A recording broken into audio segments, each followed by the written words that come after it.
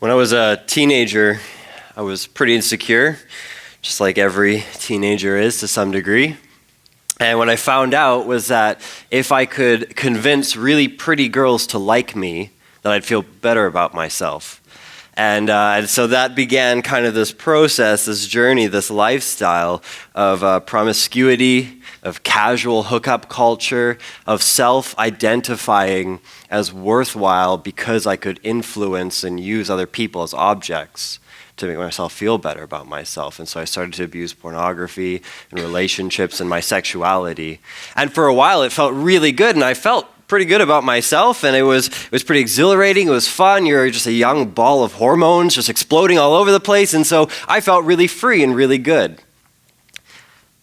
A couple weeks ago, I was shooting a wedding. My company, we do photography, videography for stuff. So we're doing a wedding, and the day before I talked to my wife and I said, hey, look, it's gonna be a 14-hour day. It's super long. I had a bunch of stuff I really want to do, but I'm not gonna be able to get to it just because it's been a busy week. Can you just help me out and do a couple of these things? So I text her the things I just need her to get done. Then I go shoot the wedding, come home late at night, feet are sore, I'm tired, I'm hangry. And I walk into the garage and I see that she hasn't done one of the things that I thought that I had asked her to do. And at first I was kind of frustrated, I was upset, I was angry, but then all of a sudden something clicked and I started to realize something. I went, oh, hold on a minute. I was like, this is my chance. I texted her and asked her about this. This is the day that I'm finally going to win an argument. I have her cornered here. So I take a picture of it. I'm gathering all my evidence up. And then I'm marching up the stairs. Now I'm happy. I'm not upset anymore. My feet don't hurt anymore. I'm marching to the bedroom. I'm like, here we go, Craig. Today's the day you lay down the law. Today's the day you stand up for yourself. And today's the day you win that argument for the first time. It's been 4 years, way too long to go under this kind of slavery and oppression. I love my wife very much. Today's the day, and I get into the bedroom and she's asleep, and so I look and I go, tomorrow's the day. Tomorrow's the day that you're going to win this fight. Okay, so I get changed and I climb into bed and I wake her up as I'm getting into bed, and she goes, oh, hey, you're back. I go, mm-hmm. I'm not going to give her an inch. And she goes, are you mad at me? I go, mm-hmm. She goes, was it because I forgot to do that thing that you asked? Mm-hmm. She goes, I'm really sorry. I just had a busy day, crazy stuff, whatever. And she goes, do you forgive me? And then I roll over and I just squeeze myself right to the edge of my side of my back chair. I was like, there's going to be no room in this bed for you to misinterpret any level of forgiveness. This is a cold sleep you're going to have tonight.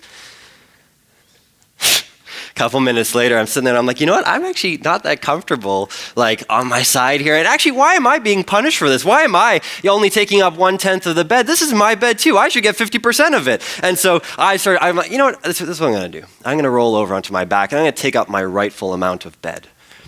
So I do that. A couple minutes pass and I'm like, I'm actually not that comfortable on my back. And usually when I go to sleep, I like to sleep on my side, and I actually like to hug her and hold her, and it's just nice to, have that. And so then I'm like, hey, okay. This voice pops up in my head and says, don't do this, man. It's like, this is how they beat you. This is how they win. They just wait it out. And they just, and so I was like, okay, no, you're right. I'm not going to do that. So I just lay there and I'm like, I'm just going to hold this out. And a couple minutes pass. I'm like, I can't do this. I can't lie on my back. And so finally I cave and I turn over and I grab her and I hold her and I pull her in. And one of the things we usually do before we go to sleep is we pray, but she's pretending to be asleep at this point. And so I just say this, rattle off this little prayer in my head. And as I'm kind of going through, thank you for this, thank you for that, whatever, God just stops me. And I'm just met with this comparison all of a sudden to what my life was like then, when I was a kid, just immersed in this empty, flat, sexual wasteland, to what my life is like now. And even though I'm mad at my wife, even though there's whatever going on, that I still want to just climb over and hold her. That I come home after a day and I know there's someone waiting for me there who loves me. That there's intimacy, there's trust, acceptance, that she knows me. And I think to myself, wow, how did I think I was free back then? How did I think that was better compared to what I have now? And I wondered how much better would it have been if it wasn't for all the damage that I caused myself, because it took years of counseling and therapy and journaling and praying and rebuilding trust with her and all this hard work. And I thought to myself, if I was so free back then, why was it so hard to break free from that lifestyle? If you're a teenager in this room today, I want to talk to you just for 1 minute, specifically because teens, once you hit 18 years old, there's a 93% chance if you were a guy that you were going to watch pornography. If you're a girl, it's about 50 to 60%. Of that group of people, 71% of you report that you think that you successfully hide it from your parents. And the average age of exposure is about 11 or 12. I was 11 years old. And possibly the most troubling statistic of them all is that of all the minors right now who are watching online pornography, about 20 to 25% of them are under the age of 10. They haven't even had a double-digit birthday yet. See, when I was growing up, there was no shortage of youth leaders and parents and pastors all telling me that porn was bad and porn was wrong and you shouldn't do it, don't do it, it's not good for you, but nobody ever took the time to tell me that Jesus was better than porn.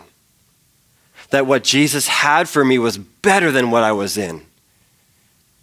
And it's not just a teenager issue. A month and a bit ago, and you might have heard the story already, somebody came, I was preaching, so I was practicing here on Saturday night. Someone came and dropped off a bag, and so I go outside and I look at it, and what's this? And it's filled with porn magazines, this older gentleman driving away.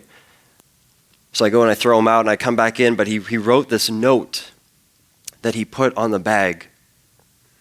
And he wrote, I am a slave. I am a slave. My master is in this bag. He has controlled me since I was little. Can you and your church please pray for me? This isn't just a teen issue. And actually, it's not just a porn issue. What this is it's a slavery issue. What this is, it's an idol issue. It's things in your life that you turn to or that hold you captive and that you root your identity in them. And they hold you in bondage, in slavery. Today, we are talking about the topic of God's promises. We're in a sermon series right now. We're going through all of these different promises, and today the promise is that God will set you free. God's promise is that God will set you free. He will set you free from those things that keep you in bondage, that enslave you, and that hold you back from living the best life you could ever imagine in Him. And I think you need to hear this for a couple different reasons. The first is that right now there's a cultural conversation happening, especially on kind of like the university level. And I don't want to get too deeply into it, but there's like this resurgence of socialism and neo-Marxism and all this kind of stuff going on. And you're going to hear about it at some point in your life. You cannot escape it. And one of the things you need to know that's happening is that freedom is being redefined right now. Freedom is being redefined as having no restrictions or oppressions over your life, that you have nothing holding you back from doing whatever you want and living whatever kind of life you want to live. And right now it's being rephrased, this ideology is emerging that young people and by huge hordes and masses are buying into, that the greatest thing that they could ever do for themselves is just throw off every level of restriction and oppression and anything that holds them back from doing what they want to do, from living the life that they want to live. And sooner or later, your kids or your friends or your coworkers or your classmates in university are going to come to you and they're going to say, you aren't actually free. You're not free because your faith is holding you back because there's these rules and these laws and there's these standards that you have to follow. And that's holding you back, so you're not actually free. And I want you to, one, not fall for that lie, but also be able to have an answer for that. And some of you guys need to hear this today because you're not a Christian, you don't follow Jesus, you're here, maybe a friend invited you or you're like listening to me online somehow, and you are looking at these weird Christians who live differently than everybody else. You're looking at these weird Christians who give their money differently than everybody else, who handle their sex lives differently, who their attitude around their depression and anxiety is just different and they just seem different and you don't understand why. And you need to know that those people are people living in the freedom of Jesus. And that's their secret. And some of you need to hear this message today because you are a Christian, you do follow Jesus, but you look no different than the people who don't follow Jesus out there. And you're missing out. You're missing out on the life that God has for you. Today we're going to be looking at John 8. So if you have a Bible, you can turn there right now. John 8, we're starting in verse 31. While you're turning there, at this point in the story, in the Gospel of John, Jesus is an adult. He's in his ministry. He's kind of going around from town to town. He's preaching, he's teaching, and people are really interested. There's huge crowds, and they either hate him or they love him. And so at this point, he's in a Jewish kind of area, and he's been preaching and making some claims, and this is where we're picking it up from. Verse 31. To the Jews who had believed in him, Jesus said, so he's speaking to this group of Jews who believed in Jesus. He said, if you have a pen, underline that word right there. If you hold to my teaching, you are really my disciples. Then you will know the truth, and the truth will set you free. This is interesting because this last part of the sentence implies that Jesus thinks that even though they believed in him, that they were still enslaved, that they still needed to be set free. They answered him, we are Abraham's descendants and have never been slaves of anyone. How can you say that we shall be set free? What they're really saying is, why should we need to be set free? We're not enslaved. Jesus replies to them, very truly I tell you, everyone who sins is a slave to sin. Now a slave has no permanent place in the family, but a son belongs to it forever. So if the Son sets you free, you will be free indeed. And finally he goes on to say, I know that you are Abraham's descendants, yet you are looking for a way to kill me. And underline this last sentence right here, because you have no room for my word. Because you have no room for my word. The first part of this clump of verses is painting a picture of a group of Jewish people who believed in Jesus, who had some level of transformation. They something up here clicked. They were nodding along. Yeah, okay, Jesus, that sounds good. Sure. And they were going, yeah, okay. And there's some kind of cerebral, mental, intellectual transformation, but there was nothing down here. There was no heart transformation. There was no formation in their spirit. I think there are two things that we can observe from this. The first comes from verse 33. They say to Jesus, Jesus, we are descendants of Abraham. We have never been enslaved. How can you say that we need you? How can you say that we need to be set free? They had no conviction that they actually needed Jesus. We have never been slaves. We don't need you. The second thing that we can look at is in verse 37. Jesus responds, I know that you are Abraham's descendants, yet you are looking for a way to kill me. Why? Because you have no room for my word. This group of believers had no room in their hearts for Jesus' word. I think the Western church struggles with this a lot because we have a lot of people who come to church and who nod along to the sermons. They go, yeah, sure, sounds really good. And then they look like Christians and they kind of believe and they act kind of like Christians. And it seems like they've bought into this idea. They believe, but there's no spiritual transformation in their hearts. And what we find is we have a giant mass of believers who are not disciples. And Jesus, looking at this crowd of Jewish believers but not disciples, raises the bar for them.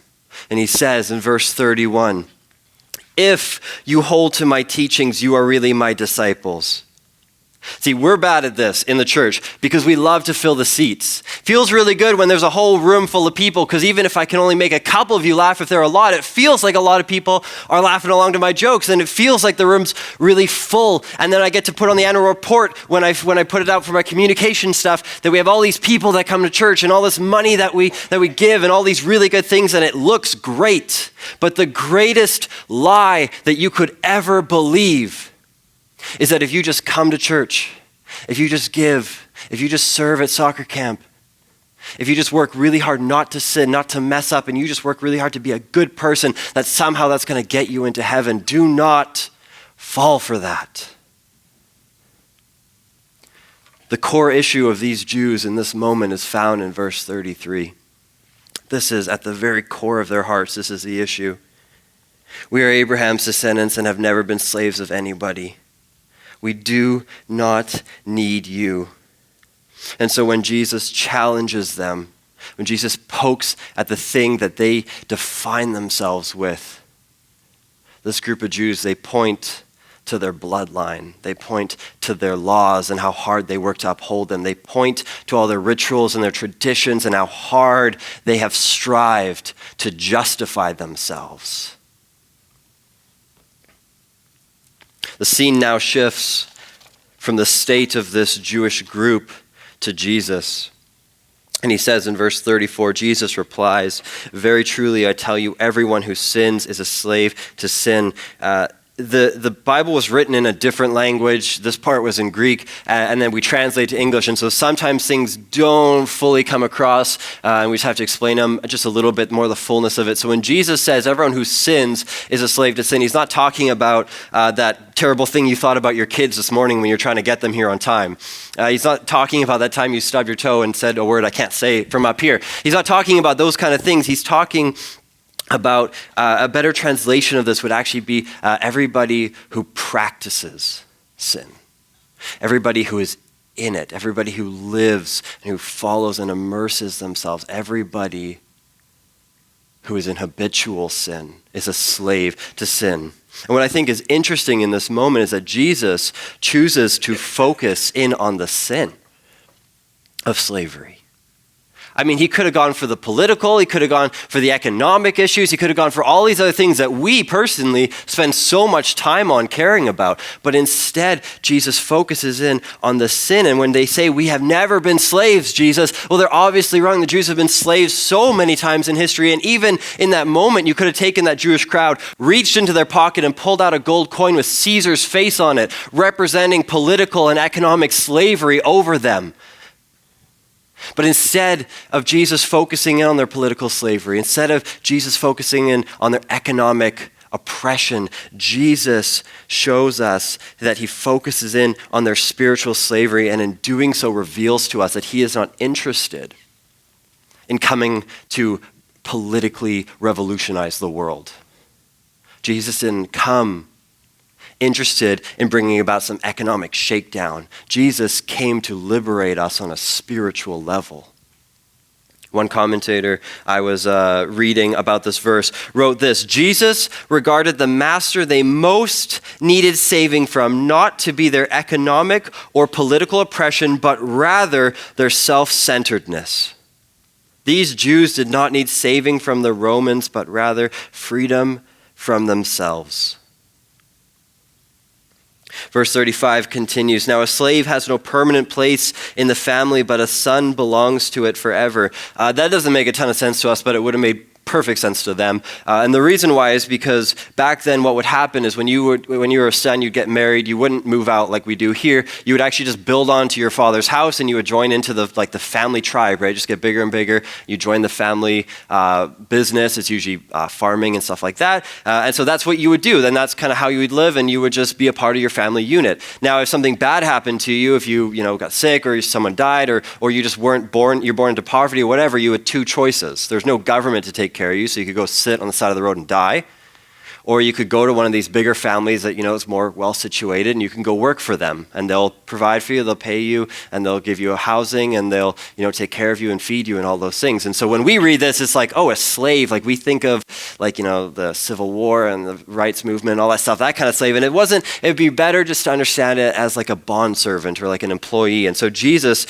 is painting this picture here of this home in which there are workers who earn their keep, and then a son who's part of the family and does not need to do anything to belong to the house. 26 goes on, and he says, "So if the Son sets you free, you will be free indeed." There are two promises here that I want us to work through for a moment. The first promise is that God will set you free into new life. God will set you free into a new life. And if you're not a Christian here today, this is really important for you to know because this is a core piece of what we believe. And so hopefully you're here because you want to learn, what is it about these Christians? What do they think? This is a core element of what we believe. And if you are a Christian, if you do follow Jesus here today, this is incredibly important for you to know because this needs to be at the core of our identity. And so maybe you already know this and this is a great reminder, or maybe this is going to be the first time you're going to hear this, and I hope and I pray that this would be the first day of your new life, your free life, and this would be a changing point for you.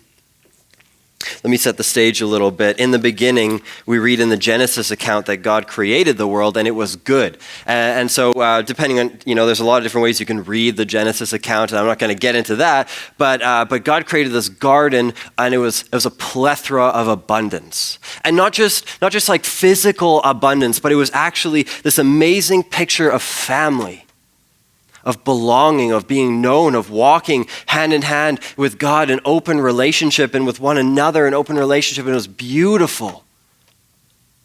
And then what happened? There was one rule: do not eat from this tree. And what did we do? We ate from the tree. And it was more than just breaking a rule, though. It was outright rebellion. It was this black thing in our hearts that said, I think you actually know what's better for yourself than what God thinks is good for you. And it was a full-on rejection of God and his role on the throne. And we took him off of the throne in our own hearts and we put ourselves on it and we rebelled against him. And so what we did is we fell short of God's standard, and we continue to this day to fall short of God's standard. And I think it's important to understand God's standard here because I think a lot of us really struggle with this notion, especially in kind of the culture we live in. I was talking to one of my buddies a long time ago, and we were talking about, are you going to heaven, and what does that even mean, and whatever. And I asked him, do you think you're going to heaven? He said, yes. And I said, why? He said, well, because I'm a good person. And I said, according to who? I don't know if you guys have ever watched Wonder Woman. Gal Gadot, Chris Pine. If you don't know who Chris Pine is, just ask your wife, because he's got the most gorgeous set of blue eyes I have ever seen.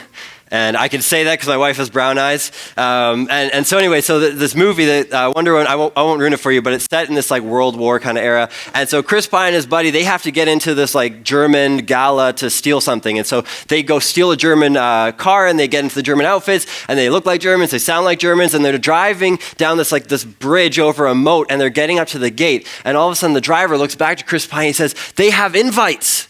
All the other cars that are ahead of us, they have invites. That's how they're getting in. And even though he sounded and looked like a German, he didn't have an invite. Now, no matter how dreamy your eyes are, no matter how many self-invites you write yourself, that's going to make you feel really good, all right, up until you get to the gate.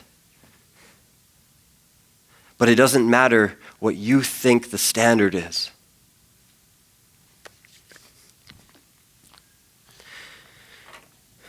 We fall short of what God has set to enter into the gate. We have sin in our own hearts. We rebel in our own hearts. And you don't have to look past yourself to find that, but if you look into this world, you'll find no shortage of evil that we have caused. And this is where Jesus comes in, because Jesus lived the perfect life, and that doesn't just mean that he didn't sin, but it actually means that he was righteous. And we kind of struggle with this one because we always focus in on Jesus paid for all the sins, and that's true and that's good. But also Jesus was righteous. He lived a life that was right, that was good, that pleased God. And so when you come to Jesus in faith, when you profess him as both your Savior, you believe, and your Lord, you're a disciple. He welcomes you into his house. He welcomes you into his family. And then one day when we stand before God in a courtroom and he judges us and he judges the world, Jesus will walk into that courtroom and his whole family, his whole household will come in behind him. And as he stands and walks up to God, God will smile at him, at his righteousness. And he will turn and he will point to everyone behind him in his household and he will say, they're with me. They're coming in. And it is not simply just because sins were paid for, but actually because righteousness is there. And not your own, but Jesus's. And this is incredibly important. And this is why it's not just about, this is why you can't just show up to church and be a really good person, try really hard and not sin, because that stuff doesn't matter. It's not the point. And if it is the point for you, then what that means is that your identity is rooted in what you are doing or what you have done to earn this, and not what Jesus has done. Which means that you're no different than this group of Jews who point to their hard work, who point to their traditions, who point to all the things that they have done to justify themselves. See, you must be genuinely convicted that you need Jesus, or you will have no room in your heart for his word. And the promise of this new life is meant to actually liberate us. It's meant to free us from the responsibility of doing all those things. We don't actually have to earn this stuff anymore. We don't have to work hard for it. That doesn't mean we don't strive to live a good life, that we follow Jesus. And I'll get to that in a minute. But what it means is that we're free to live under the righteousness of Jesus and no longer pressured to perform to be accepted by Jesus or God.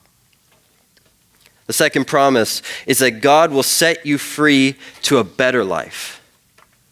God will set you free to a new life in him, and God will set you free to a better life than you could ever imagine. When I was prepping this message, I was going through the scripture and praying over it, and I hit verse 35. It says, a slave has no permanent place in the house, but the son remains there forever.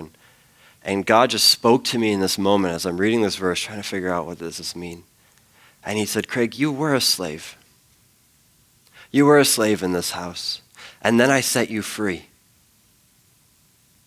And then you went back to being a slave. Because you feel as though I will not love you if you do not work for it, if you do not earn it. You feel as though you need to earn my love, and I got to be honest with you guys.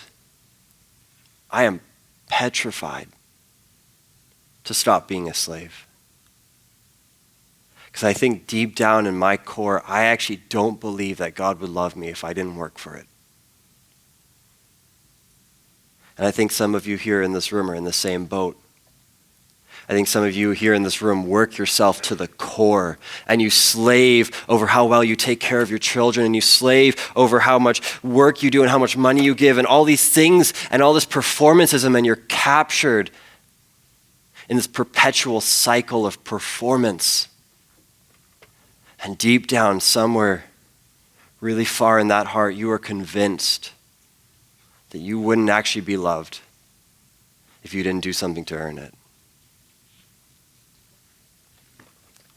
God wants to set you free from that. A little bit earlier before, Mason was talking about the fact that we actually adopted into his family, that we are sons and daughters of his family.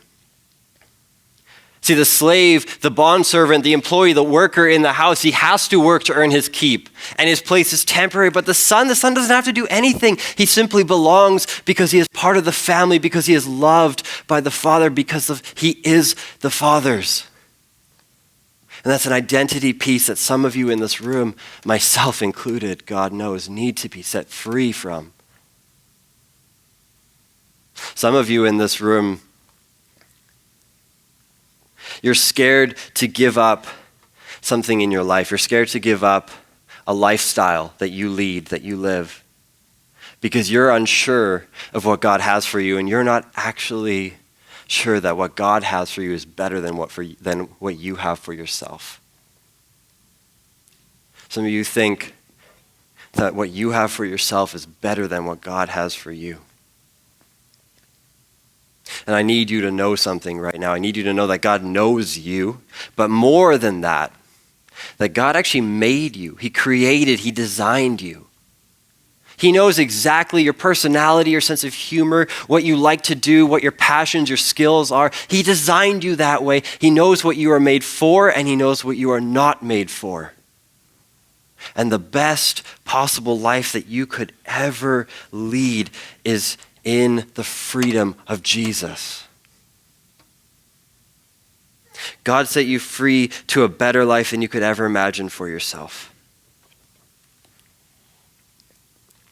We're going to have a prayer team in the back in just a moment. And I want to, if you feel as though God has been praying, or as God has been speaking to you today, I want you to take a step and to pray with somebody or to go back to the prayer team. But here's the thing, guys, you need to want that more than you don't want to walk to the back or turn to your neighbor and ask for prayer. You need to want the life that Jesus has for you, the abundant free life. You need to be convinced that you need him, or there will be no room in your heart. The beautiful thing about these promises is that they set us free, not to live under bondage or slavery anymore, but instead to live this full, beautiful, amazing new life with new identity and no more pressure to perform. Let me pray for you guys. Jesus, I pray for myself first and foremost as I approach you. I don't think there's ever been a time in my life when I didn't actually believe that I had to work to earn the acceptance and the love that I have from you. I don't think there's been a time in my life where I haven't struggled to believe that there is nothing that I can do that would separate me from your love. And there's nothing that I could do that would increase your love for me because it's already maxed. Lord, I pray for the hearts of the people in this room. I pray that you would be penetrating them, that you would be speaking to them, that they would sit and feel as though you are actually saying these words directly to them. And if that is them, I pray their face would burn up. I pray that they would feel warm and hot and they would just know that you're speaking to them and that they would need to turn to somebody and pray. We were not made to do this alone. We were made to be in community. We were made to be in support with one another. Lord, I pray for freedom from slavery and bondage here today. I pray that as we walk out of these doors, we walk into a new life, a better life, one that's directly connected in an open relationship with you. Lord, I pray all these things in your name.